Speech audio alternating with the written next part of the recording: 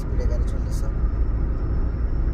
তো যে কারণে এখানে রোড আসলে রোড হাইওয়ে রোড না, এটা গ্রাম সাইডের রোড। এখানেও 120 দিয়ে দিচ্ছে চালানোর, 120-এর মধ্যে চালাতে পারবে। তো আপনাদেরকে যদি একটু কাছ থেকে দেখাই আমার মিটারটা, গাড়িটা চলতেছে এখন 100-এর উপরে চলতেছে।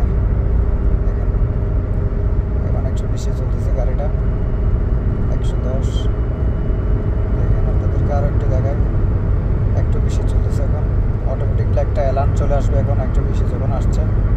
দেখেন এখন দেখেন খুব স্পিডে গাড়িটা চলতেছে। তো আসলে বিদেশ গাড়িতে গাড়ি চালানো অনেক রিস্কের ব্যাপার। চারদিকে খেয়াল রাখতে হয়, রুকিং গ্লাস বলেন, রুকিং গ্লাস, তারপর গাড়ির ভিতরের গ্লাসটা, তারপর সব কিছু খেয়াল রেখে গাড়ি ড্রাইভ করতে হয়। কেননা একটু এদিক এদিক হলে কিন্তু আপনার জীবন থাকবে না, জীবন যৌবন সব কিছু গাড়ির সাথে মিশাই যাবে। তো গাড়ি যারা ড্রাইভারিং করতে আসেন, হাউস ড্রাইভার বিশেষ করে, বা যারা গাড়ি চালান তাদের উদ্দেশ্যে বলতেছি, একটু সতর্কভাবে গাড়িটা চালাবেন।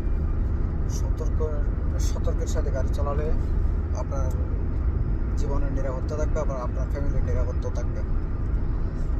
তো ঠিক আছে, এ পর্যন্ত আপনাদের সাথে থাকলাম।